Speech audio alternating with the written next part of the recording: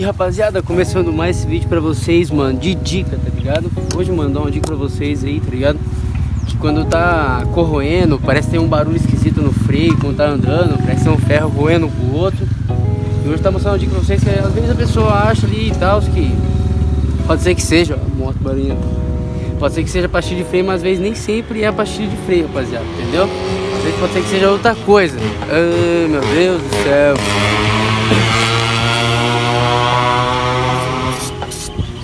Às vezes pode ser que seja aqui, ó, cria uma bordinha bem em volta do disco aqui, cria uma bordinha que pode ser que seja ela que esteja pegando dentro dela aqui. Eu vou desmontar aqui pra ver como é que tá, mas provavelmente é bem isso que eu vou fazer agora. Porque as pastilhas da Grua praticamente elas estão boas, então provavelmente não seja elas que estão com problema. E tem um teste também que faz ver se é o rolamento ou se é o... Você põe o parafuso aqui de novo no lugar, né?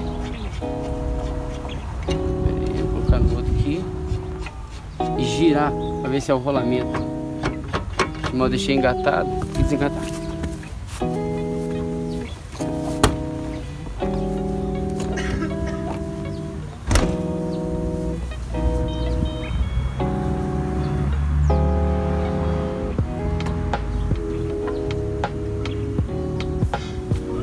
Pronto, agora tá desengatado. Ó, o rolamento aparentemente tá bom.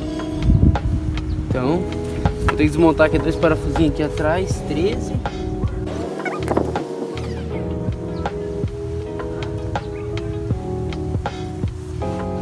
Aqui, ó, pezão, ó. Não parece que tá estourado, não sei te dizer, porque não tá com jogo. Tá rodando normalzinho, tá meio pesado, mas acho que é porque roda o cartão, o bagulho lá dentro, né?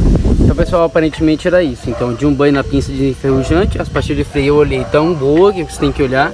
E essa bordinha aqui, ó, pra ver que eu dei uma lixada nela boa com a lixa, dá uma lixada boa nela por dentro, por fora. Ó, essa pastilha tá boa, essa pastilha tá boa, então praticamente vai ser isso aqui. E essas pinças às vezes elas travam também, então é bom você dar um banho de enferrujante nela pra destravar tudo, ficar tudo em filé do boi. Então é isso, pessoal. Isso é só uma dica, aquele videozão de dica, e é isso, fechou?